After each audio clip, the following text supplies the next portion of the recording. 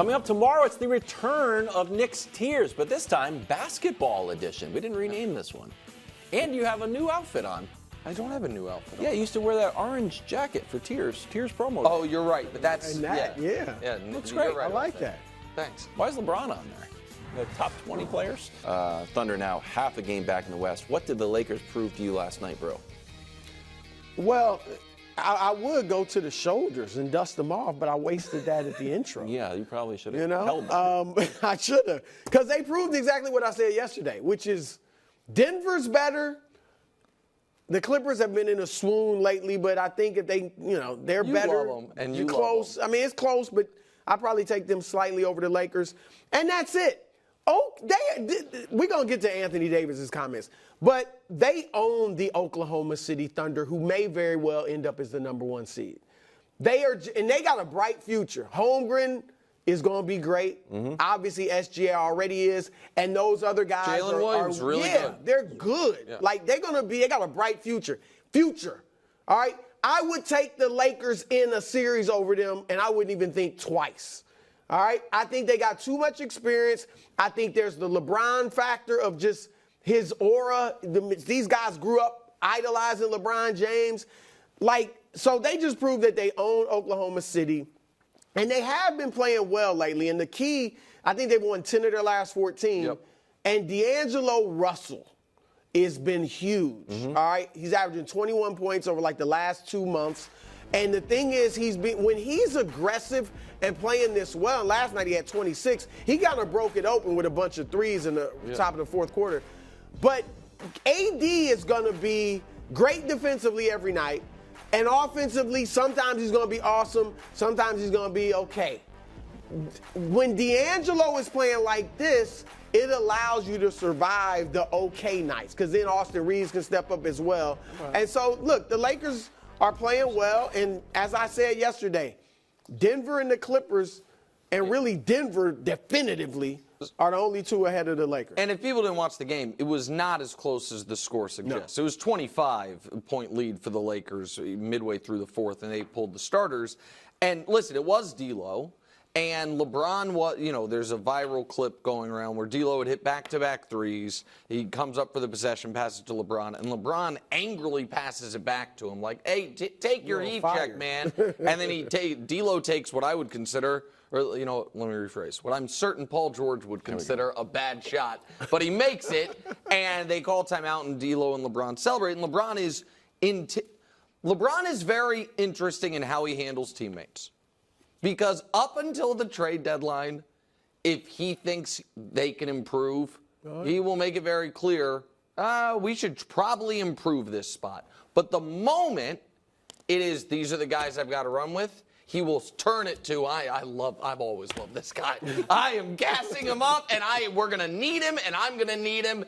And my concern and frustration with D'Lo is, in the playoffs, does he become unplayable because of the defensive side of the ball? But during this stretch, they're the #2 offense. Yeah. And if you can't sustain an awful defensive player if he only raises your level of offense to, above average. But if all of a sudden you're going to have an elite offense, then you can sustain some defensive weaknesses. But Wilds, this is why talking the Lakers is so tough, because you're right, they're the 9 seed. Mm-hmm. And now again, it's jumbled, and they could be the 6th seed in a week and a half. The problem is, as well as they've been playing, the whole West is playing well. Absolutely. So they can't even move up. But the reason I was saying it's tough is people are like, you guys talk too much Lakers, LeBron, AD, they're the 9 seed.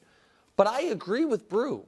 Aside from Denver, I like their chances against any team in the West. I'm not saying they're a head and shoulders favorite over those guys. Or that they're even definitely favored in some of them. Absolutely. But there's only one team, Wilds, that I think they can't beat in a series, and probably there's only one team that if the series were to start that I would pick over the Lakers in the West, I'm talking, and that's Denver. I don't trust Minnesota. No. I certainly don't trust OKC. And a lot of it feels like Memphis last year. Like Memphis is the 2 seed, Memphis this. It was like, okay. So yesterday they were at home. They're not going to have home court advantage for the playoffs unless they somehow go on a crazy run and teams fall. They've won 12 games at home. They've won, and one of the games was been at the bad Clippers, so on I'm the road. asterisking it. It's 12 with an Oh, asterisk. so they've won 12 games at home or on the road? I'm sorry, they've won 12 games on the road. They've won bad 12 on the games on the road. road. Teams with less wins than Lakers on the road. Here, this is the full list in the West: the Jazz, the Rockets, the Blazers, and the Spurs.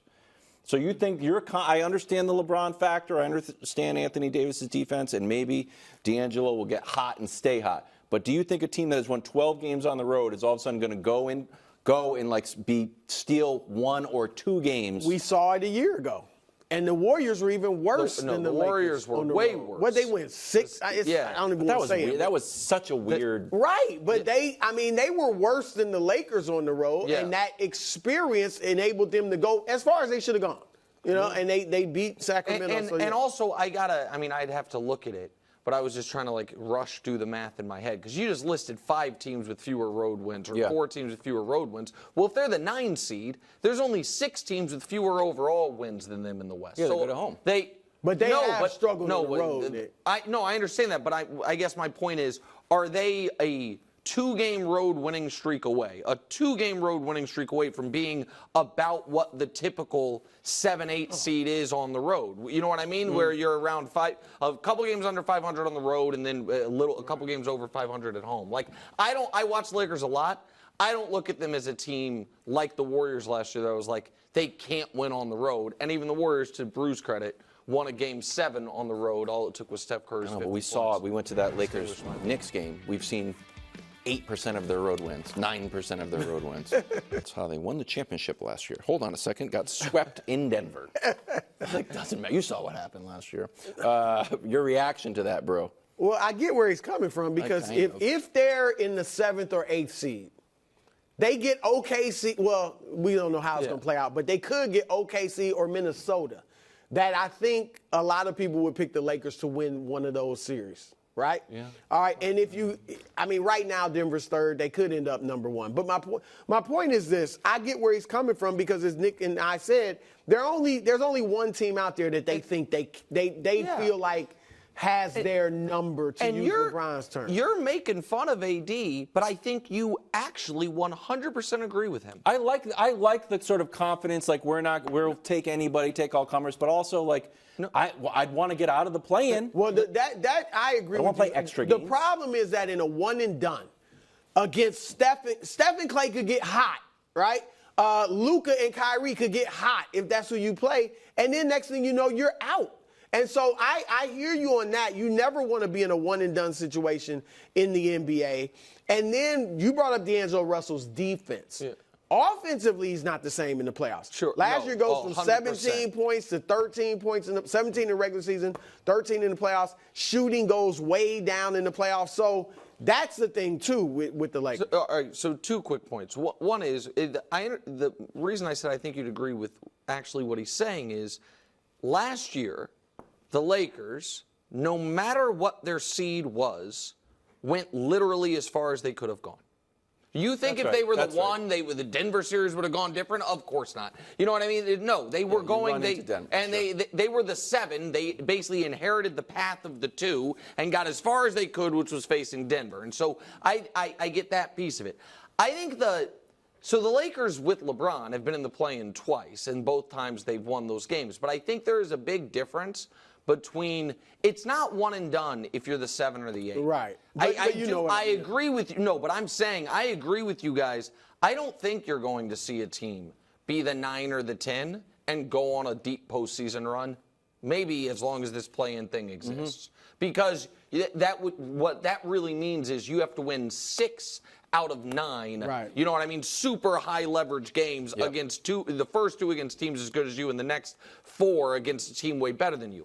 But the Lakers number 1. Let me put it like this: if Denver's the 3, and it's the last game of the year, and Denver's locked into the 3, and the Lakers are like win and we're the 6, lose and we're the 7.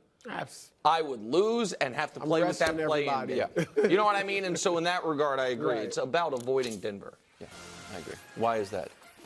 They don't match up well with them. Nope, say it. No, you say it. No one's beating Denver in a 7-game series. You should get a tattoo about that. You know what? I thought about it. Yeah, never a doubt. Thanks for watching. Subscribe here to get more from the show and to check out clips from other shows on FS1.